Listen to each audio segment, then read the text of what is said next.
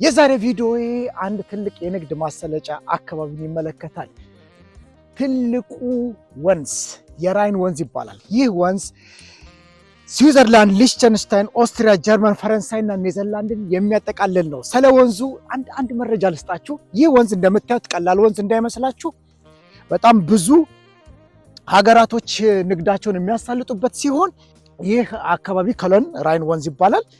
የውሃው መጠን ከዚህ እስከ ወደ ጎን ማለት ነው ከ250 እስከ 400 ሜትር ድረስ ይረዝማል።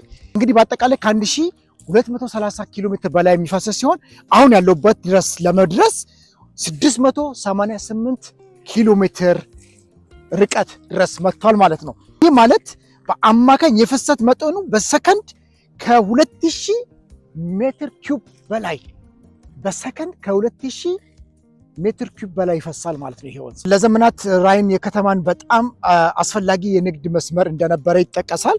ታሪኮችም እንደሚናገሩት ከጥንት ጀምሮ ይህንን ወንዝ ለተለያየ ንግድ ማሰለጫነት ይጠቀሙበት ነበረ።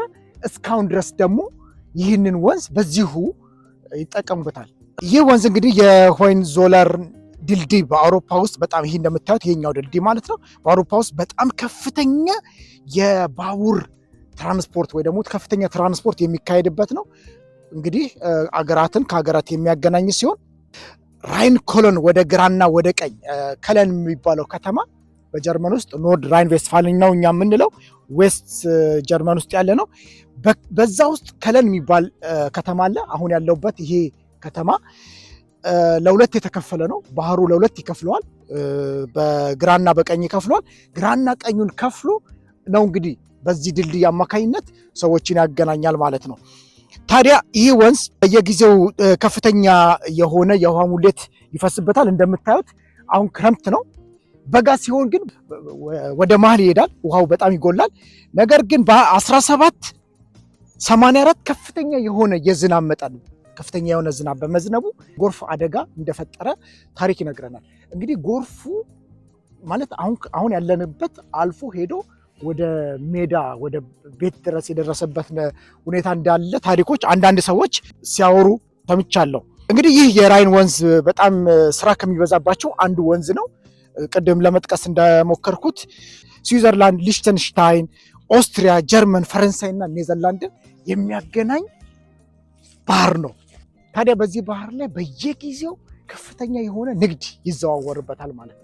እንዲህ አይነት ባህር እንደዚህ አይነት የባህር የወንዝ ተፋሰስ ኖሮ በሀገራችን ውስጥም የኢንዱስትሪ የተለያዩ የንግድ ማሰለጫ እድሎች ቢፈጠር ጥሩ ነው ብዬ ተመኘው፣ ለሀገሬ ተመኘው። እንዲህ አይነት ከአስፓልትና ከአየር ወደብ በተጨማሪ እንደዚህ አይነት የባህር ወይ ደግሞ የወንዝ የንግድ ማሰለጫ ቢኖር ብዬ ለሀገሬ የተመኘው ምኞት ነው። እንዲህ አይነት ነገር ቢኖር ማን ያውቃል? ምናልባት ሀገራችን ውስጥ አንድ ታሪካዊ የሆነ ስራ ተሰርቶ እንዲህ አይነት ነገር ሊኖረን ይችላል። ይህ ምኞት ነው። ይሄ እንዳለ ሆኖ ምኞት አይከለከልም። ምኞት ሀሳብ ይሆናል። ሀሳብ ደግሞ ወደ ሪያሊቲ ይመጣል። እንግዲህ ስለ ራይን ወንዝ ተፋሰስ ይሄን ያለ ካልኩ ዘንዳ ስለዚህ መጽሐፍ ደግሞ አጭር ማስታወቂያ ልስራላችሁ። በተለይ ወጣቶች ይህንን መጽሐፍ በማንበብ ብዙ ነገር እንድታገኙበት አበረታታችኋለሁ። እዚህ መጽሐፍ ውስጥ ልጅነትን ታዩበታላችሁ። እዚህ መጽሐፍ ውስጥ ማህበራዊ ህይወትን ታዩበታላችሁ። በዚህ መጽሐፍ ውስጥ የዓላማን ጽናት ታዩበታላችሁ። በተለይ ወጣቶች ይህንን መጽሐፍ ጃፋር መደብር ሄዳችሁ አገር ውስጥ ማለት ነው በማግኘት እንድታነቡት አበረታታችኋለሁ። በውጭ የምትኖሩ ሰዎች በውስጥ መስመር ኮንታክት አድርጉኝ፣ በሶሻል ሚዲያ ማለት ነው። መጽሐፉን ያላችሁበት ድረስ ለማድረስ ጥረት አደርጋለሁ። አበዛኸው እንዳትሉኝ፣ ይህንን ሰው እንደገና በድጋሚ ማመስገን ወዳለሁ። ምክንያቱም አንድ ወቅት የሆነ አገር ላይ ትምህርት ቤት እያለው የኢትዮጵያን ፎቶ 1977ን ወይም ደግሞ በነጮች አቆጣጠር 1985ን ፎቶ አውጥተው እዛ አሸማቀቁኝ።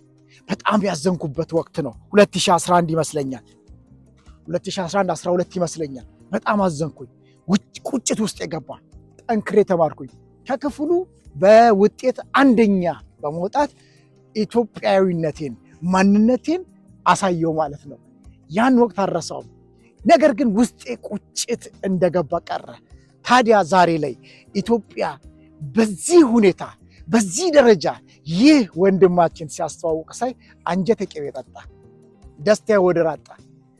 በዚህ አጋጣሚ ለሚመለከተው ተቋም እባካችሁ ይህ ሰው በጣም ለኢትዮጵያ የሚጠቅም በጣም ኖሌጅ ፉል ነውና በሱ አማካኝነት ብዙ ወጣቶችን እንዲያሰለጥን ብዙ ወጣቶች እንዲሰለጥኑ እንደው ለመጠቆም ያክል ነው። አይሾ ስፒድ ኢትዮጵያ በመጣ ሰዓት ሲያስተዋውቅ የነበረው ቱ ደ ፖይንት ነበረ።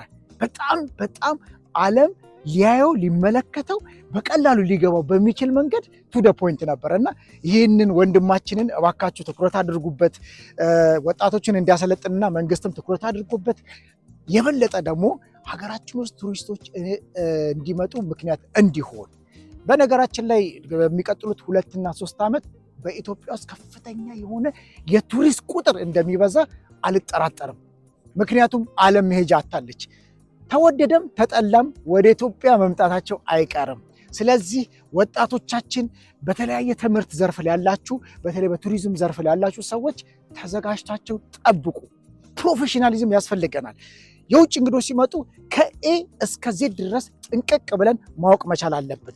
ስለ እንሰት ብዙ ነገር ማስረዳት የምንችልበትን እድል አጥተናል። እንሰት በጣም ብዙ ጥቅም አለው። ዓለማችን ለወደፊት በምግብ እጥረት በምትቸገርበት ጊዜ በእንሰት ምግብ ማለት ከእንሰት በሚፈጠር ምግብ ከእንሰት በሚሰራ ምግብ ዓለም ብዙ ልትጠቀም የምትችልበት ሁኔታዎች እንደሚኖር ማስረዳት መቻል አለብን። የእንሰት ምግብ ጥቅም በደቡብ ኢትዮጵያ ለብዙ ሰዎች ለምግብነት እንደሚጠቅም የታወቀ ነው፣ ሁላችንም እናውቃለን። ተረፈ ምርቱን ደግሞ ለዘንቢልና ለተለያዩ ለጆንያም ስራ እንደምንጠቀምበት የታወቀ ነው። ይህንን በደንብ አድርገን ጠንቅቀን አውቀን ማሳወቅ አለብን። ምክንያቱም አንዱ የቢዝነስ መፍጠሪያ ወይ ደግሞ የቢዝነስ መገበያያ መንገድ ስለሆነ ማለት ነው። ይህንን እንግዲህ ሁላችሁም እንደዚህ አይነት ነገሮች እድሎችን አያምልጠን። ነጥብ አንጣል። 1985 1977 በኢትዮጵያ ነጥብ ጥለን ነው። አሁንም ነጥብ አንጣል።